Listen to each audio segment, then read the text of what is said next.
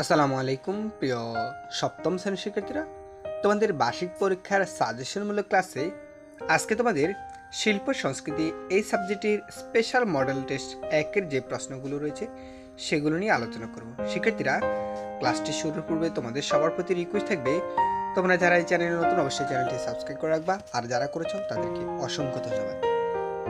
এখানে তোমাদের লিখিত পরীক্ষা হবে 65 মার্ক এবং 35 মার্ক হবে ব্যবহারিক। এবং তোমাদের এই প্রশ্নের মধ্যে প্রথমে তোমাদের 15টি সংক্ষিপ্ত প্রশ্ন অর্থাৎ অতি সংক্ষিপ্ত প্রশ্ন বা এক কথায় উত্তর দিতে হবে, এবং এই প্রশ্নের উত্তরগুলো জাস্ট তোমরা উত্তরগুলো খাতায় লিখবে, প্রশ্নটি লেখার কোনো প্রয়োজন নেই। চলো আমরা এক এক করে এর উত্তরগুলো দেখে নিই। ক, বাংলাদেশের জাতীয় পতাকার নকশাকার কে? এর উত্তর হচ্ছে শিল্পী কামরুল হাসান। খ, স্বাধীনতাকে পেতে আমাদের কি করতে হয়েছে? যুদ্ধ করতে হয়েছে। ঘ, মুক্তিযুদ্ধের প্রতি কি জানাতে চলো নকশা হই করব? এখানে সম্মান জানাতে। বাংলাদেশের প্রথম পতাকার নকশা করেন কে? এটার উত্তর হচ্ছে শিব নারায়ণ দাস। এরপরে বৈশাখী মেলার বিশেষ আকর্ষণ কি? নাগরদোলা। চ, বাঙালি সংস্কৃতি জুড়ে কিসের রয়েছে বিশাল কদর? আলপনার বিশাল কদর রয়েছে।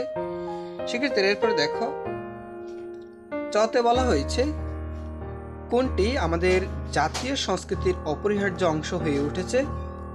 এর উত্তর হচ্ছে আলপনা। এরপর বর্গে যেতে বলেছে মাটির তৈরি শিল্পকর্মকে আমরা কি বলে থাকি?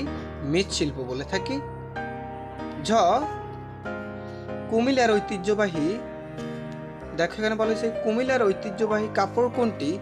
কুমিল্লার ঐতিহ্যবাহী কাপড় হচ্ছে খন্দি বা খন্দর।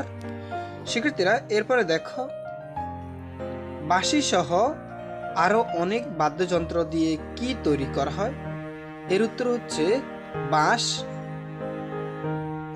ট, বলা হয়েছে হাতির ছলনে কোন ছন্দ দেখা যায়? এর উত্তর হচ্ছে ত্রিমাত্রিক। ঠ, কি উজাড় করে প্রাণীদের থাকার জায়গা কেড়ে নেওয়া হয়? এক্ষেত্রে এটার উত্তর হচ্ছে বন উজাড় করে।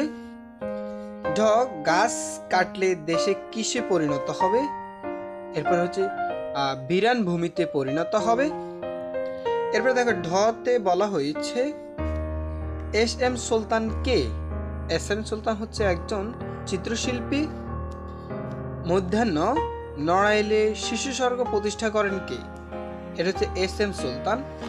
শিক্ষার্থীরা, পরবর্তী ক্লাসে এখানে যে বাকি কোশ্চেনগুলো রয়েছে ধারাবাহিক পর্ব অনুযায়ী তোমাদের সেই প্রশ্নের অ্যান্সারগুলো দেখিয়ে দেবো। সেই পর্যন্ত তোমরা সবাই ভালো থাকবে, সুস্থ থাকবে। ধন্যবাদ সবাই।